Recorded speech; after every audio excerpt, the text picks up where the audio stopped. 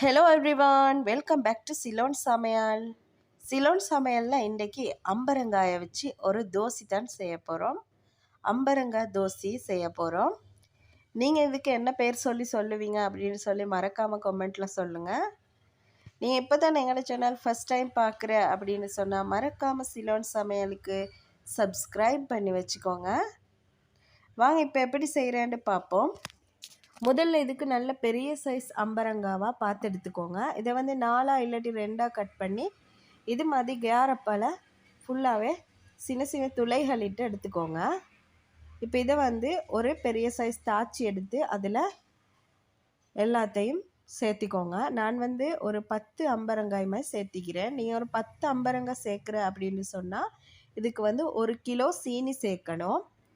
சீனி உங்களுக்கு white sugar, brown sugar எது வேணாலும் சேர்க்கலாம். நான் வந்து ஒயிட் சுகர் கொஞ்சமாக, ப்ரௌன் சுகர் கொஞ்சமாக சேர்த்திக்கிறேன். அதோட கொஞ்சமாக உப்பு சேர்த்திக்கோங்க.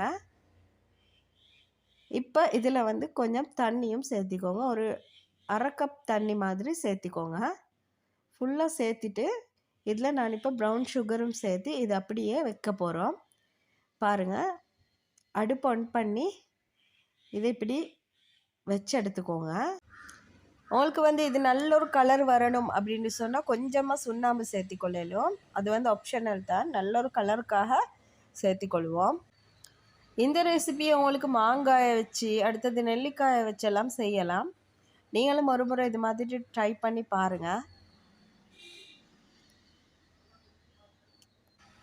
இதை செய்ய போகல வந்து நெருப்புட அளவை வந்து நல்லா குறைச்சி வச்சு செய்யுங்க.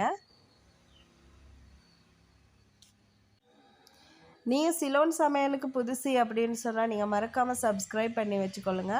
அதோட இந்த வீடியோவை எல்லாருக்கும் ஷேர் பண்ணுங்கள். பாருங்கள், இப்போ நல்ல ஒரு கலர் வந்திக்குது. சூப்பரான இந்த ரெசிபியை நீங்கள் மறக்காமல் ட்ரை பண்ணி பாருங்கள். மீண்டும் ஒரு இன்ட்ரெஸ்டிங்கான சூப்பரான ரெசிபியோடு உங்களை சந்திக்கிறேன். அது வரைக்கும் பாய் பாய்.